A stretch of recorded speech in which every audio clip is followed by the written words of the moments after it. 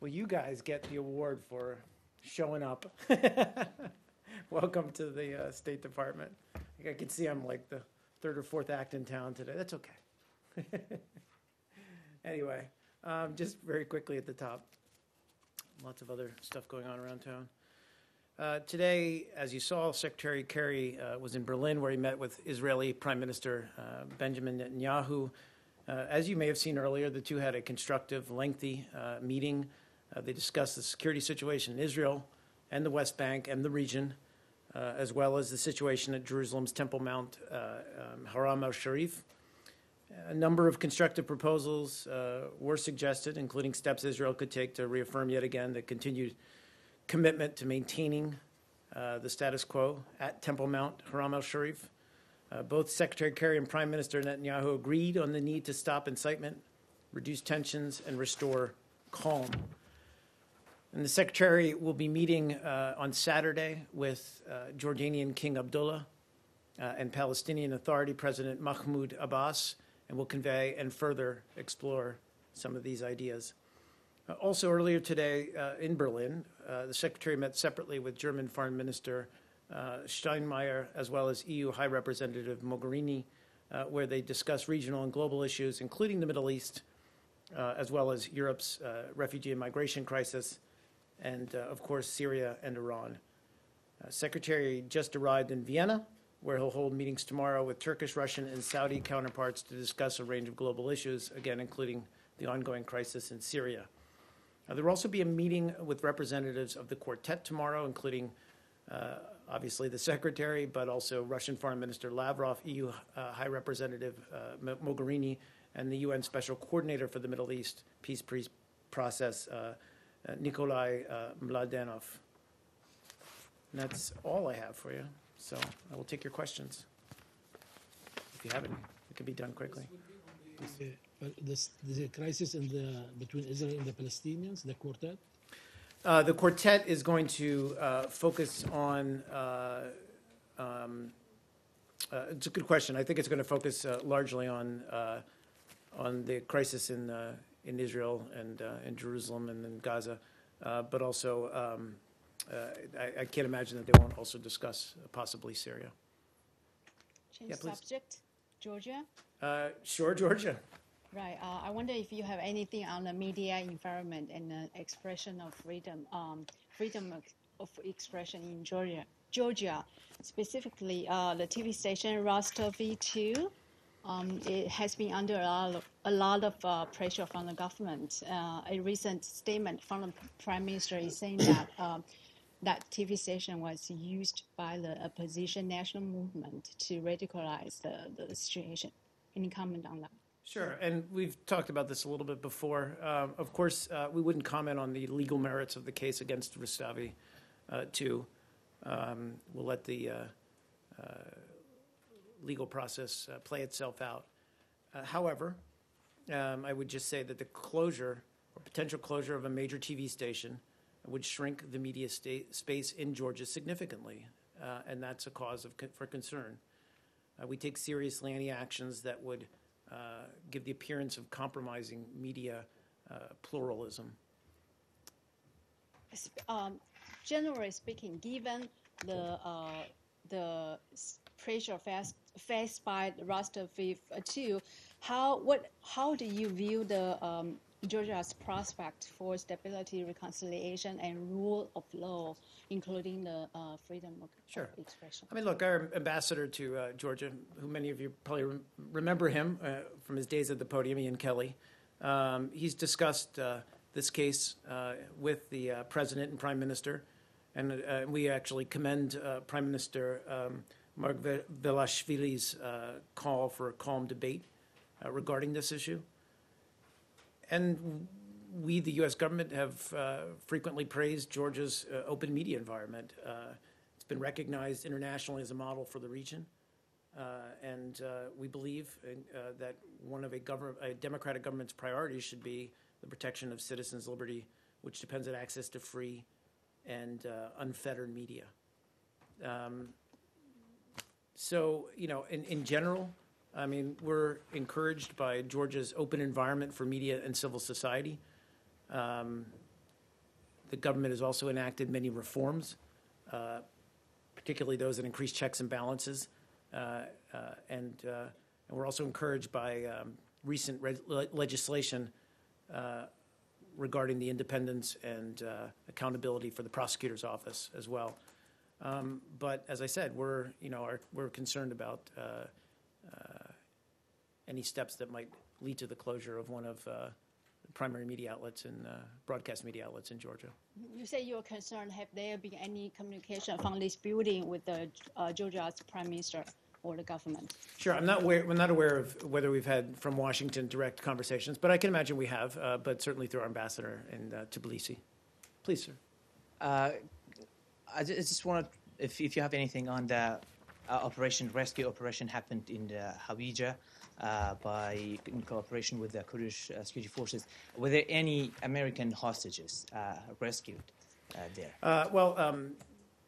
You're talking about, of course, the rescue mission that took place, right, exactly, on the ISIL prison in Hawija, Iraq. My counterpart, Peter Cook, I think, is briefing on this shortly, or if not concurrently. But in answer to specific answer to your question, no, I'm not aware that there were any U.S. citizens, which I think you were asking about. No, our understanding was that it was about 70 hostages. 20 of them were members of, we believe, Iraqi security forces. And that's as much information as I have. If you have any information on that, was that the first rescue mission operations being conducted by United States forces in cooperation with Iraq? Is that the first one in Iraq, I believe? I believe it is the first. You're saying hostage rescue? I believe it is. But defer to others who know more about that, but I think that's correct. Okay. I just wondering if you have you expressed the really concern about the media closure in Georgia, I think. I just wondering if you have the same thing on Kurdish region, which is the same problem happening there. And I hear there were some communications with the Kurdish officials, including the Kurdish representative office here in Washington, with the Iraq desk people, and also in Erbil. So have you got any conclusion why the media offices were closed or shut down by security forces in Erbil? Well, I don't have any updates on the situation, and I wouldn't really, attempt to speak on behalf of the authorities in Iraqi's Kurdistan region.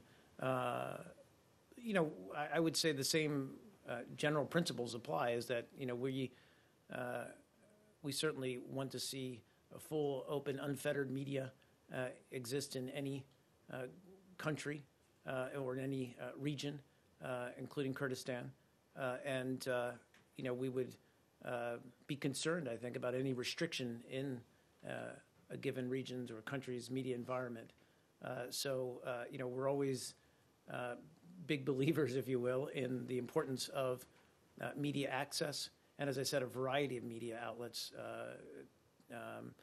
And that's not just specific to Kurdistan, but certainly all over the world. And I've said this before, and that continues to be our message, and is clearly is our message to when we speak to authorities about the situation. But specifically on this one, you had communication with Kurdish officials. What did you get from them? Why did it happen? I mean, is there anything that you can tell us publicly? I don't want to. As I said, I'm very hesitant always to speak on behalf of another government or another of our interlocutors. I would just allow them to characterize. I'm talking about that your position, because you've talked to them, to the Kurdish officials specifically on this issue. Right. And I just wondering what was their response, and also what was, do you believe, is there any excuse or any way of justification shutting down a independent media channel in Erbil? Again,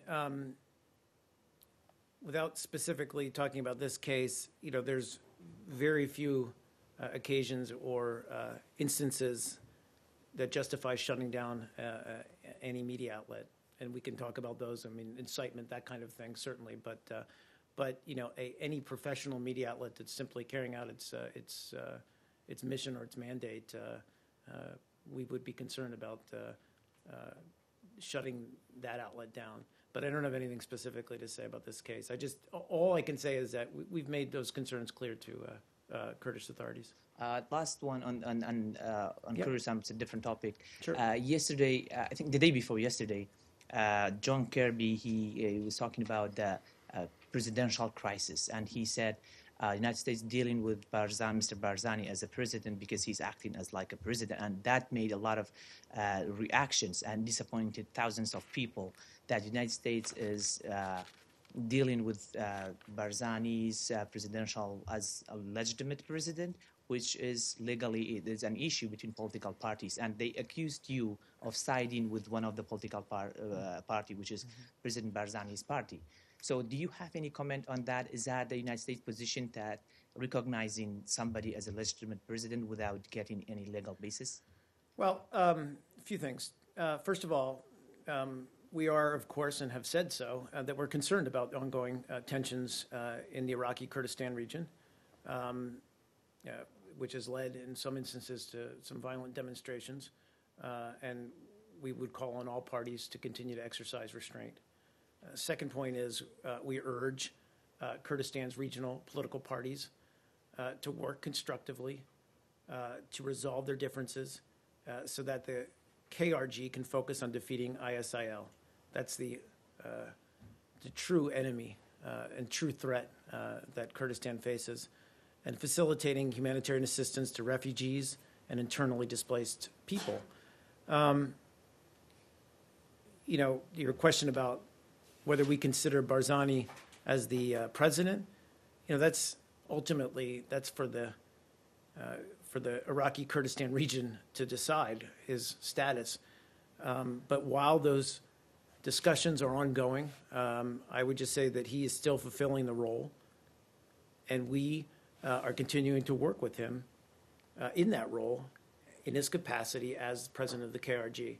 But again, our overarching message here is that all political parties need to come together, resolve their differences, again, so that the Kurdistan can focus on the real threat, which is ISIL. Sure thing, sir. Yes, absolutely. Go ahead. There are press reports saying that former Prime Minister Maliki and his followers, they are pressuring the Prime Minister Abadi to resign or to remove him. Did you see these reports? Honestly, I have not seen those reports. I'd have to look into that. You know, we believe Prime Minister Abadi is doing a good job in carrying out his mandate, trying to create a more unified and inclusive government in Iraq. But I'm not aware of the specific reports. And someone told me that the embassy in Iraq is praised yesterday the mobilizing forces militia. Is this a new position? Mobilizing? The militias, you know, like the popular militias? Not aware of the specifics, so I'd have to look into what was said by the embassy. You know, in general, we've talked about, obviously under Iraqi Central Command and Control, but we've talked about the importance of some of these local fighting groups in carrying out and being very, frankly, very effective in carrying out the fight against ISIL.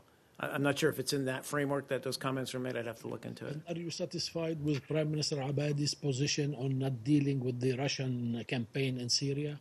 And I'm sorry. Not cooperating with the Russian coalition. Look, we've spoken before about this. It's ultimately a sovereign Iraqi decision.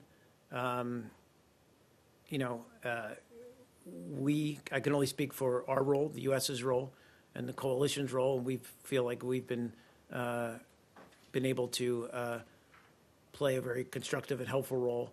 But essentially, we're trying to enable and build a capable Iraqi fighting force because, as we've talked about before, ultimately it is Iraq's armed forces that have to be able to provide security for the country and have to be able to defeat and destroy ISIL. Our role is obviously is to help them through a variety of means, but train, equip, advise to strengthen their capacity to take that fight to ISIL. Please, Nicole. Well, I'll take both your questions. I don't care. You're looking at, oh, okay. Oh, I didn't see. Okay, Yes. sorry. Yes, Go, sorry. go ahead, Just Nicole. Or related is it to still on what the you- same? Yes, on the same, Okay. what you were saying. U.S. General Dunford came back from Iraq and said that the Iraqi government assured him that they're not going to be asking for Russia's support in the fight against ISIL. Then a member of the Iraqi parliament's defense committee came out and said that Iraq gave no such assurances. Why this diverse messaging? Is it the understanding of the U.S. government that there's a consensus in Iraq over this issue? I honestly, I mean, I think I would use somewhat the same answer, which is, these are sovereign decisions for the Iraqi government. That these issues are being debated within Iraq's political structure is frankly not surprising. Go ahead, I'm sorry. Yeah, it's not just within Iraq that it is being debated, but clearly it is important to the U.S. as well, because a top U.S. general is speaking about this. Isn't it important for the U.S. that topic Of whether Iraq, would yes ask for Russia's support? again, our understanding is that they have not asked for that support. But if that debate continues, that debate continues. I can only speak on what the U.S. is doing in working with Iraq's security forces, and which is what I just tried to lay down. What they may be seeking in terms of cooperation with Russia, then I would have to refer you to Iraq. Did the U.S. insist that Iraq give such assurances? Assurances that they wouldn't cooperate Yeah. with Russia? I'm not aware of that, nor would I really speak to what we may or may not have said to Iraq's government, like we don't talk about our private conversations with any government. But Actually, but the U.S. General Dunford, he did talk about this, and he said, quote, I said it would make it very difficult for, told the Iraqis presumably, it would make it very difficult for us to be able to provide the kind of support that you need if the Russians were here conducting operations as well. again, these are Was it the discussions. leverage that the U.S. officials used in order to Is it a ask Iraq? leverage? No, I would say we're having frank and open and candid conversations with the Iraqi government. But again, these are ultimately decisions that the Iraqis are going to have to make for themselves. Go ahead, Nicole. Sure. President Putin, in public remarks, accused the U.S. of playing, to use his words, a double game when it comes to terrorism and distinguishing between moderate and extreme terrorists, which he argued you can't do. And he also criticized the use of terrorists to topple undesirable regimes. Just wondering if I could get a response to those comments, and want to make sure that you saw/heard them. Honestly, I've not seen them. I'm not sure when he made them or what context he made them. We stand by our approach to countering terrorism, whether you're talking about taking the fight against Al-Qaeda or against ISIL in the region. We've built what we believe is an effective 65-member coalition that is carrying out airstrikes in support of local armed groups that are effectively fighting ISIL, but also in Iraq, helping Iraqi security forces take the fight against ISIL. But as we've said many times, that's just one component of our overall strategy. So I'm not sure what he's implying, whether he's speaking specifically about Syria or whether he's specifically talking about Syria. Then, okay, I'll stay focused on Syria then. Again, I don't know that our stated goals couldn't be clear with regard to Syria. Certainly, we've got the threat posed by ISIL. That's a very serious and real threat. And I think, frankly, we agree with Russia that ISIL needs to be confronted and destroyed. But with regards to what is happening under Assad, we've also been very clear that there's no solution to that other than through a political process. Secretary spoke to this again in Berlin today. We need a political process going forward. And ultimately one, again, that cannot include Assad. But there is a moderate Syrian opposition out there in Syria that is struggling against Assad's regime that has brutally attacked it, continues to attack it, and we need to see that opposition obviously have a chance to be a part of any meaningful and inclusive political transition. Yeah, please go ahead, and then I'll go over to you. Thanks. President Putin today said that Syrian regime forces and Syrian PID should combine their forces against ISIS. Apologize, one more time. Syrian regime forces and Syrian PID, the Kurdish forces, should combine their forces against ISIS. Would you welcome such alliance between Assad forces and Syrian Kurds? Again, without having seen his remarks, we've been very clear that to us the Syrian regime is not a viable or trustworthy actor in any kind of anti-ISIL coalition efforts. A short question. Yeah, please. Have you had any chance to look into the allegations of ethnic cleansing by PID? Amnesty International 2 weeks ago published a report, and you said... I'm aware of the report. I'll have to check. I mean, I know obviously we took those concerns seriously. We were looking at the report very closely. I don't know that I'll check and see if we have any follow-up for you. She actually, then I'll go, yeah, sorry.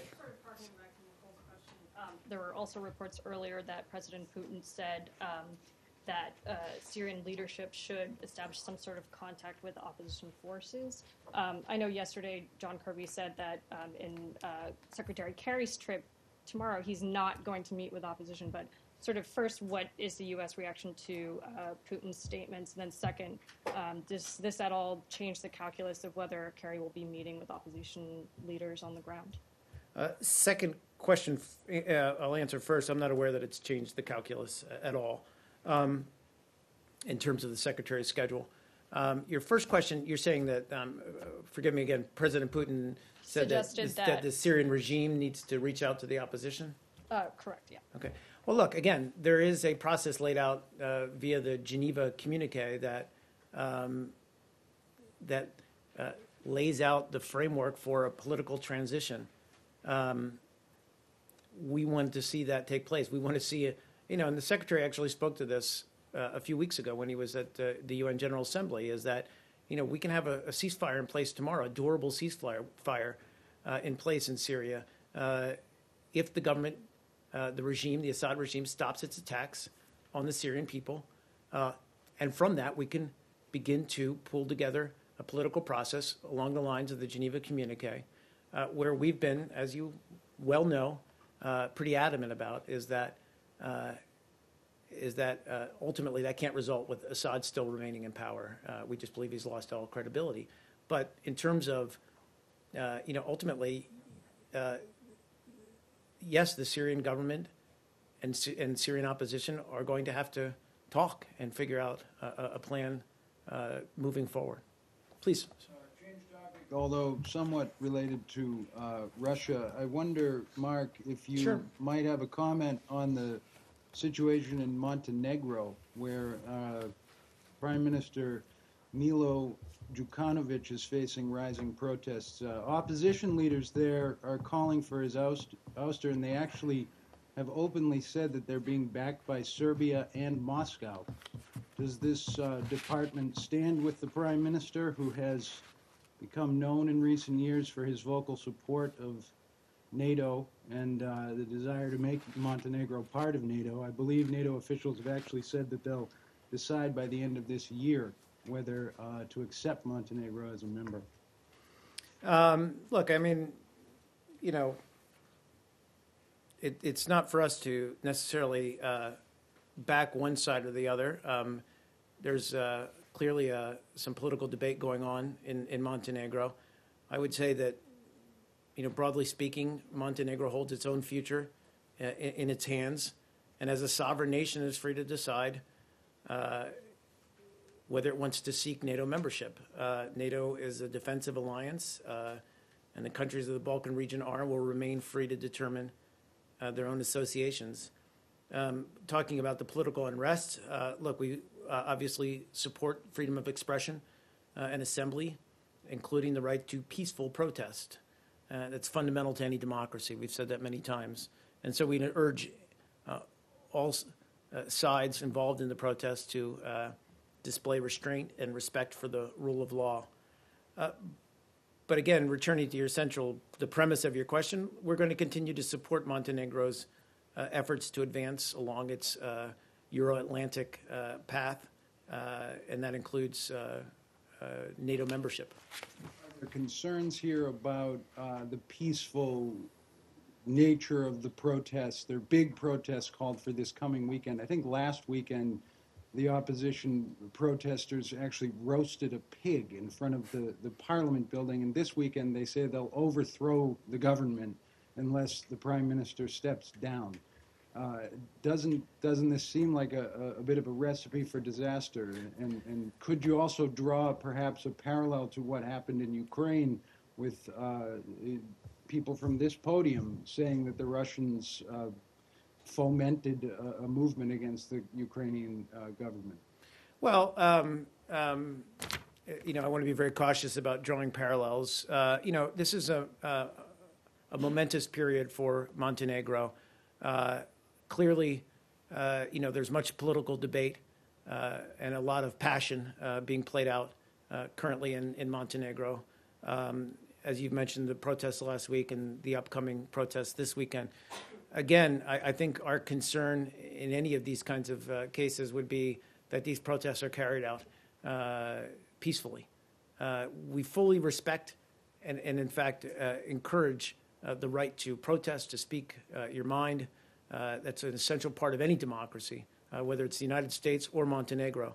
But what ultimately is key is that these protests be conducted in a peaceful manner. So, of course, we're concerned about the potential that they're not this weekend, and we would just encourage all sides to exercise restraint. Is it your view that Moscow is meddling heavy-handedly in the situation? Look, I'm not going to respond to that. Our focus, as I said, is supporting as much as we can the Montenegro people's and government's stated aspirations for closer ties with the Euro-Atlantic community. Please. Thank you, Mr. Toner. Sure. It's on Venezuela. The Wall Street Journal published today an information that the U.S. started an investigation on the Venezuelan oil company PDVSA because of illicit activities. Yeah, and you know what? I'm sorry. I'm going to have to refer you to Department of Justice for that. Okay. Sure. It's a legal proceeding, so I can't really speak to it. Please, sir. Taiwan. Sure. Taiwan's presidential candidate Eric Chu from the ruling party Kuomintang is planning to visit Washington next month at the invitation of American Institute in Taiwan. So are you aware of any arrangement for anyone in this building that will be meeting with him? I'm not. So I'll have to, I'll take the question, look into it. Thank you. Sure. Please, Abby. You may have to take this question as it's very specific. Okay. I'll try my best. But in the course of the Select Committee on Benghazi hearing, Sure. Congressman Pompeo raises a meeting that he said transpired several days before the attack in Benghazi between State Department officials and an al-Qaeda leader, Wissam bin Hamid. Secretary Clinton says she was unaware of the meeting. Are you able to say whether Sorry, this... just one more time, the meeting with... With an al-Qaeda leader, Wissam bin Hamid? With who? And sorry, who met with him? I apologize. I'm sorry. Nope, not at all. Between State Department officials and an al-Qaeda leader several days before the attack regarding security at the And took place in Benghazi. Okay. Yes. You're right. I will have to take that question. I'm not aware of that. I've never heard reference to it or anything. So, Very fair. all right, no worries. I'll try to get back to you. One other question along Sure, those sir. lines. Go ahead, please. Secretary Clinton speaks of not having a computer at the State Department. Is that an unusual thing for the Secretary to not have a computer within their office at the State Department? It's, unusual. Look, we've only had, email's a relatively new beast, shall we say, and or new creation. And so, I think each secretary is a little bit different in how they get information, and certainly that evolves as technology is developed over time. And frankly, it's one of the more central aspects of the, the whole email FOIA requests that we talk about a lot, which is, as we developed along these, and get a clear understanding of, how secretaries are communicating and how that's changing with technology, that it raises all kinds of questions that we're trying to deal with in terms of record keeping and that kind of thing. So it's hard for me to say whether it's unusual. There's, I would have to refer you to previous secretaries. Mr. Turner, can I go back to my question without going into the legal details? Is Okay. there something that you can comment on that? It's a big corruption scandal and the coming elections in Venezuela. Do you see any specific? I'm just, I'm sorry. I understand my answer isn't satisfying, but First, but it is just only but I'm you are trying to asking about a find legal out- case. No, I'm just trying to find out what is the U.S. position regarding what's going on right now in Venezuela. It's not just only that, but it's Well, just I only think the elections. we've spoken to this It before. is We the want to see, political sure. prisoners. I mean, more broadly, we've spoken about our concerns, about the upcoming elections. We want to see them free and fair. We want to see political parties have access to media, all of the elements that constitute a free and fair election. We want to see those in place. And we've talked about it, I think, just last week.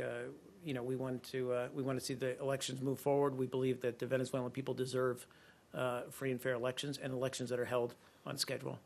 Please. Back to the line of questioning about Benghazi that she had. Yep.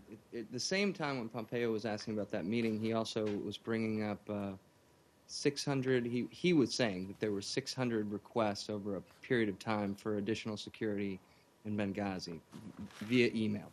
And the secretary said that none of them ever reached her desk.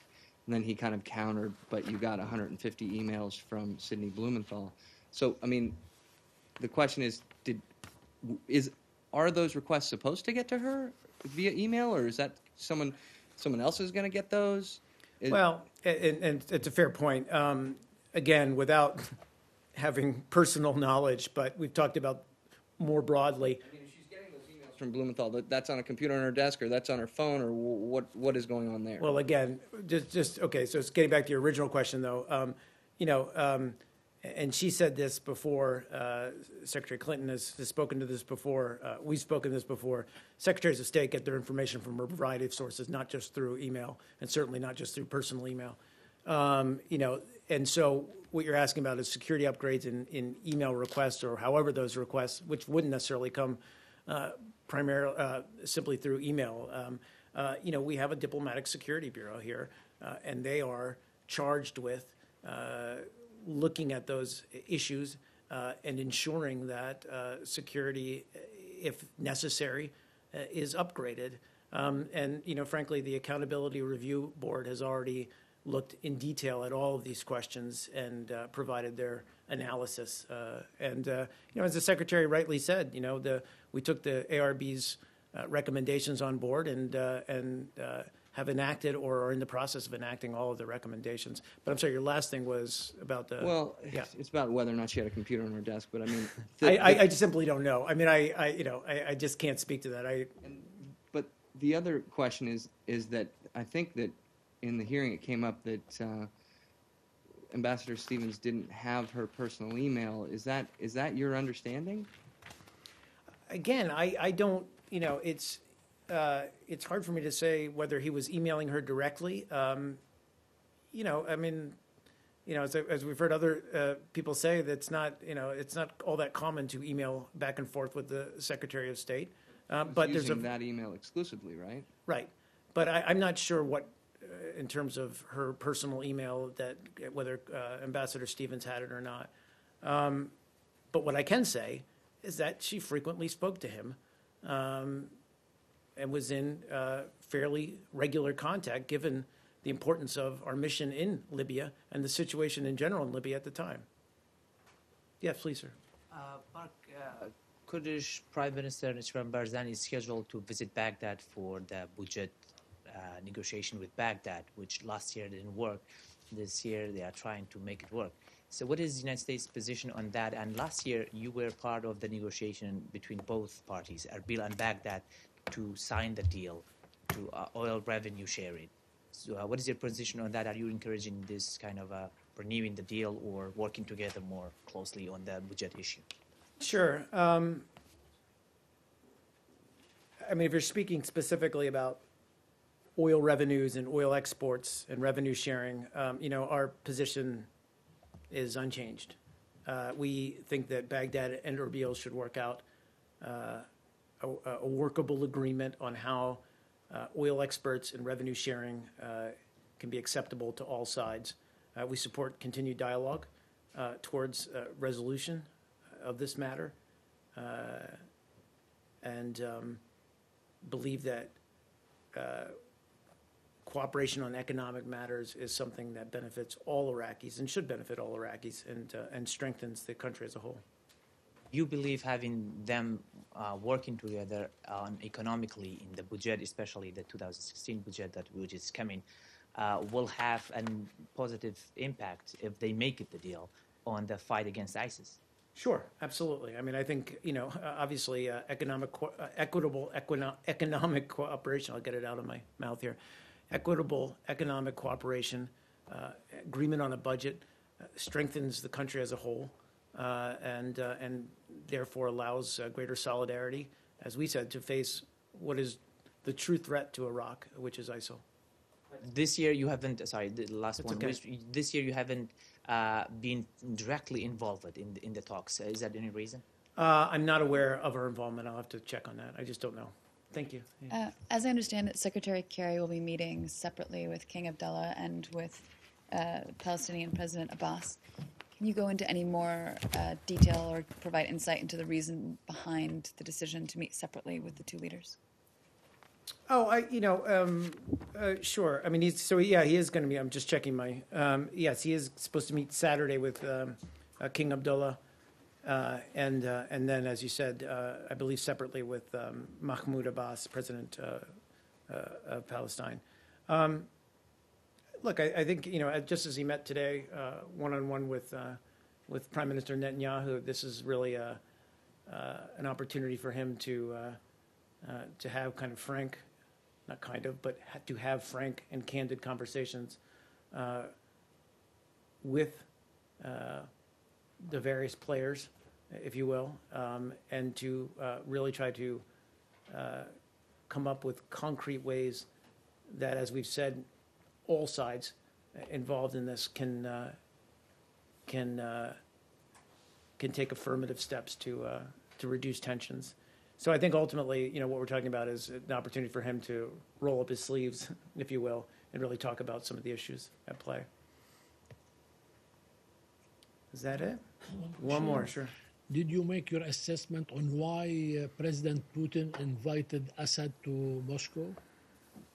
Did we make our assessment? Were we supposed to make our assessment? No, I think we said yesterday we weren't surprised that he would go to Moscow, given their increased support of his regime.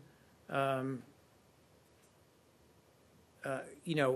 think what we would hope took place during that meeting is that Russia and President Putin used his influence, to encourage Assad to stop brutalizing the Syrian people and to take steps towards a political process that will end the fighting conclusively. I don't know whether that message indeed was conveyed or not. We maintain that Russia can still make constructive contributions overall in fighting ISIL in Syria if it chooses to do so. That it, guys? Thank you.